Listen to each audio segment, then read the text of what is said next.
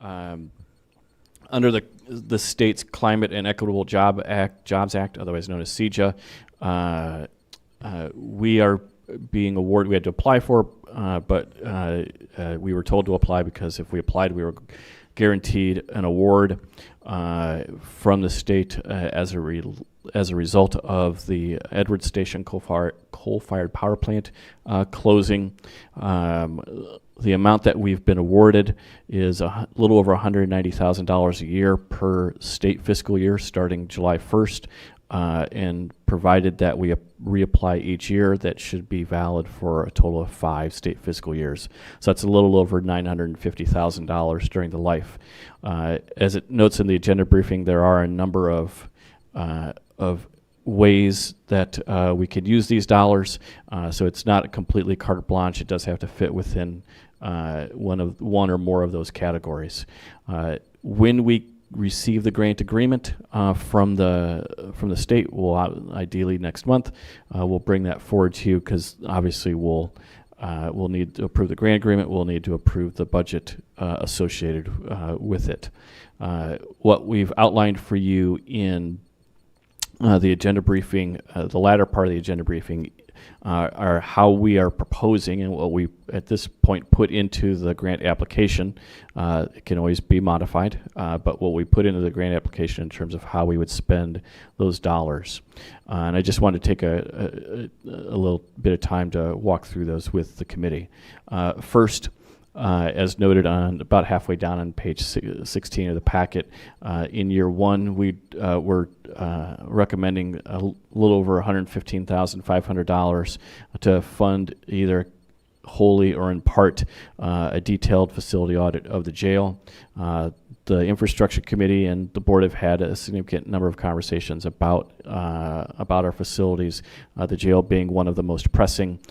There are both short-term immediate needs that are needed for the jail. We heard from the sheriff and public safety today that ADP, or average daily population of the jail, has now creeped up to over 350. For the majority of the last 4 years, or even 5 or 6 years, the average daily population was actually below 200. So that's a pretty marked increase that it's slowly been stepping up that amount over the first 6 months of this year. But we do have short-term needs to address that, but there's long-term needs of the facility as well. And so this allocation would put us in a position to retain a professional that can do that detailed facility audit. They will have unique experience with jail design, jail standards in terms of what those look like. In year two, we would recommend that we'd spend the exact same amount, $115,500 and change, to partially fund the architectural and engineering costs that will be necessary to get us in a position to bid out any construction work that would be recommended by that audit. And then the others are economic development and housing related. So third bullet point, $25,000 a year for each of the 5 years to Greater Peoria EDC for an accelerated business engagement program. This would be a partnership with Tazewell County, and they would be matching that dollar amount, dollar for dollar. This would create a new program at Greater Peoria EDC that would look at conducting targeted business retention visits in specific industry cluster areas. Fourth bullet point is a recommendation for $50,000 a year for each year to distillery labs for operational support. That was something that was originally planned under the economic development category for our ARPA allocation. So by funding it here, we free up those ARPA dollars to be redistributed for either other economic development purposes or other eligible uses under ARPA. While we support currently specific programming at distillery labs, there has been a request to do a modest amount of operational support once the construction is complete for the first several years, so that they can get really up and running in their new home. That would do this. It's been I've made it very clear that if we go down this path, it would be something that would not be extended beyond the life of this grant. And then the final bullet point on page 16 and the 2 bullet points at the top of 17 are all interrelated to housing. The first bullet point is $50,000 per year in years 3, 4, and 5 of the grant for the Planning and Zoning Department to create a home ownership program. We would largely target a program where we probably do down payment assistance. We have a very small geographic area of the county, and that is largely Member Williams's district and neighborhood that qualify for the housing programs we are eligible to apply for. Because we do not receive our own housing dollars direct from the state or federal government. We have to compete for those grant dollars. All of those grants that we're actually eligible to apply for, and we have a geography that meets the criteria, those grants typically require the home to be owner-occupied. And the types of things that we can do with those grant dollars is to work with the homeowner to provide either energy efficiency type of improvements to the home or code compliance improvements to the home.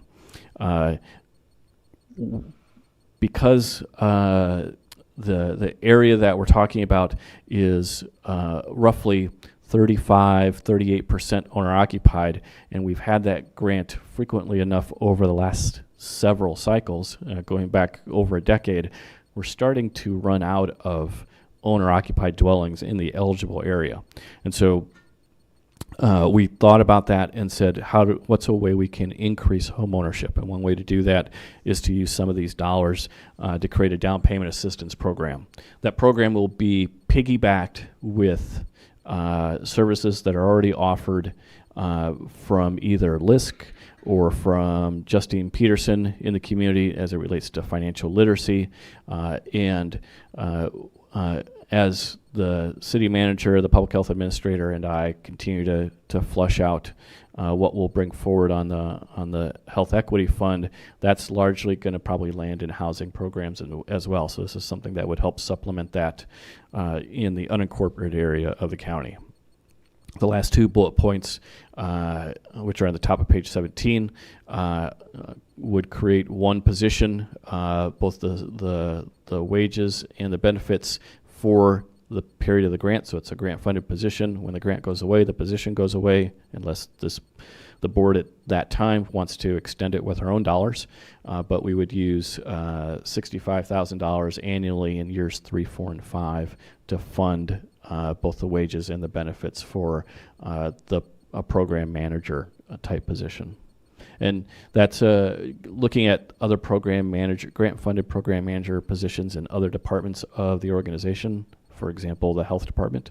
That's a pretty, in the city, that's a pretty consistent wage. So right now we feel pretty comfortable with being able to attract the necessary talent into that position. Again, those are what is in the grant application. We can obviously make some changes if the board feels strongly and the committee feels strongly about that, but we would ideally, we're hoping to see, by this time next month, the grant agreement with those identified uses in it coming forward. Happy to answer any questions. Questions for Scott?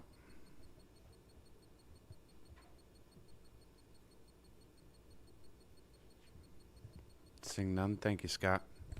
Next up, hopefully, last time you have to say that for a while. So, review of executive session minutes. All right. It remains a recommendation of the state's attorney's office that all previously held closed session minutes continue to be held because the need for confidentiality still exists, but to go ahead and destroy the executive session audio recordings for any that are 2 years or older, except for the ones that relate to pending litigation. Member Salzer, Member Rosenbaum. Any questions? Seeing none. Ayes? Ayes? Any nays? Had a moment there.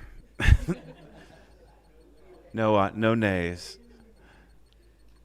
Next up, we have discussion of the standing committee agendas. First on the agenda is Mr. Kelch ran a very fine meeting yesterday for the first time. Had over 13 some agendas items, so. Well, as part of that joint resolution we talked about earlier, okay, we had the probation department, flooring insulation, we discussed that. The contract for architectural services for circuit clerk office, discussed that. Now the third one, the contract for architectural services for county highway fleet garage and the salt dome, motion was made by Chairman Dillon to split out on the Maxwell property, and correct me if I'm wrong on all this, is going to be put out separately from the North Station, because the North Station, they want to charge us $75,000 architectural fee, so we want to try to do away with that.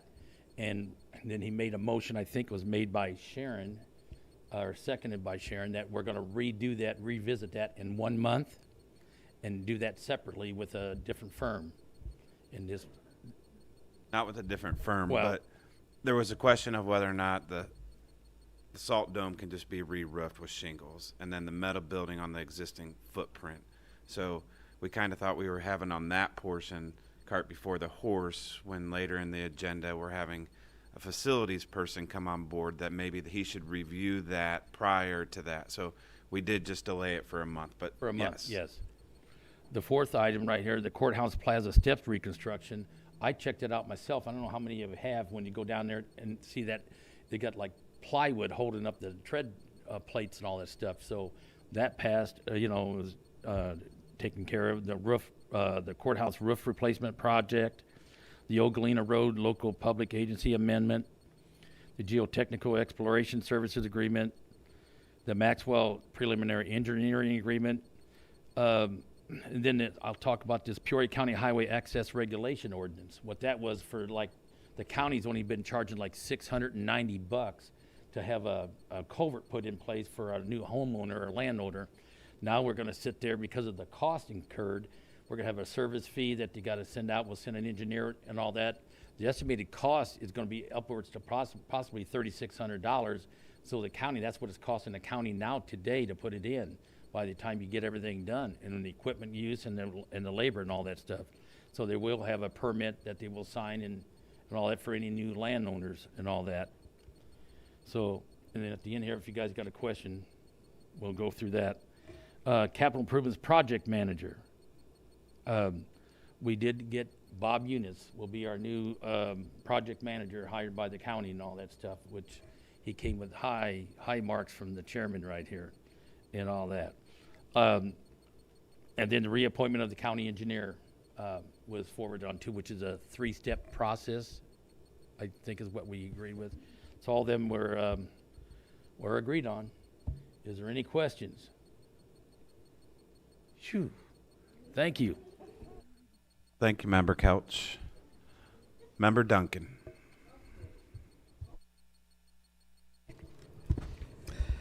All right, we did have a resolution for the monthly delinquent taxes for the month of June 2023. And then we had committee actions for the fiscal year 2023, a budget reappropriation for the Peoria County Election Commission. And that was where I like to read this portion because it's critical. There was a request to reappropriations of $14,500 to full-time personnel from the fiscal year 2023 consultant service line item. And this item, this amount covered, first of all, 5% of the Hayes study increase due to a grade change, and then secondly, a key employee raises per the Peoria County personnel policy. And then that was the reappropriation for the election commission. And then we also had a tax sales certificate of a purchase. And I think that was it, 3 items. Thank you. Any questions? Seeing none, next up is land use. Member Rosenbaum.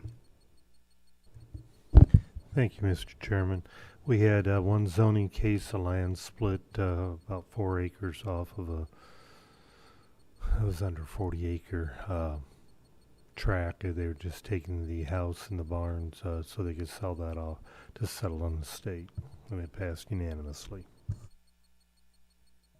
Thank you. Any questions? Next up is county operations. Member Ricker. We had a joint resolution with the Finance Audit and Legislative Affairs Committee, which was the 2023 Risk Management Fund, and this was really just I'll call it cleaning up our accounting system to get it properly accounted for in Munis. And the second resolution we had was the revised 2023 Comprehensive Human Capital Management Strategy RFP. That one we did discuss last month. This month we took it to a vote, and that one did fail, 2 ayes and 6 nays. Primarily the concerns were the cost and the return on investment, or the value of the cost. So that was the only other action we had. Thank you. Thank you. Any questions? Next up, Mr. Phelan for Public Safety and Justice Committee. Thank you. We had 6 resolutions. There were 2 appropriations related to police service agreements. One was with DCFS. The second was with Illini Bluffs School District 327. PCAPS had 2 resolutions. One was a $15,000 award for best overall effort returning animals home. They were against 140 organizations total and received the top award on that. The second was a scholarship award for $1,500 also to PCAPS. And we had one from the coroner's office. It was an awarded amount for $13,000, another grant. And the final resolution was in regards to the state's attorney's office, more of a housekeeping item, establishment of a fund. There are funds collected. It's my understanding there's funds collected that are being assigned to the general fund currently, and those will be in their own actual fund moving forward. Thank you, Member Phelan. Any questions for Public Safety? Seeing none, Member Williams for Finance, Audit, and Legislative Affairs. Thank you, Mr. Chairman. We had 2 joint resolutions, the Peoria County parking deck, and there's system replacement. That was joint with infrastructure. That was passed unanimously, as well as the 2023 Risk Management Fund, which was jointly with County Op, and that passed unanimously as well. Resolution FY 2022 appropriation of general fund surplus reserves. We are going to be taking about $2 million and moving that over to capital projects, as well as $61,779 to the state's attorney's collection fund, and then the remaining will just remain in the general reserves. The 2023 long-term care services fund. We have, obviously, the Huntington Oaks Fund is going to be changed to the Long-Term Service Care Fund, and that's a change from an enterprise fund to a special revenue fund. All those passed unanimously. Thank you, Member Williams. Any questions? All right. Thanks to all the committees for their hard work this month. Next up is public comment. Seeing none, we do have an executive session. Felt it was good to update the board on where we're at on some of the cases, and this way hopefully get you out of here by 5 o'clock instead of 8 o'clock or 9 o'clock on a Thursday night. So I will, before we go into executive session and have a motion, is there anything for miscellaneous? Member Blair. We will be, the Entrepreneurship and Small Business Advisory Committee will be reviewing the microgrant applications July 15th. So if any members of the community want to apply for those, they can do so on the startupbusinessgp.org website. Anything else under miscellaneous? I was going to save it and talk about it at the county board in July, but I do want to just mention it's too important not to. If you did not see it, and I know we have wonderful employees around here, but there was a fire in my district about a week ago, and our deputies made national news for catching some young children out of a third-story window.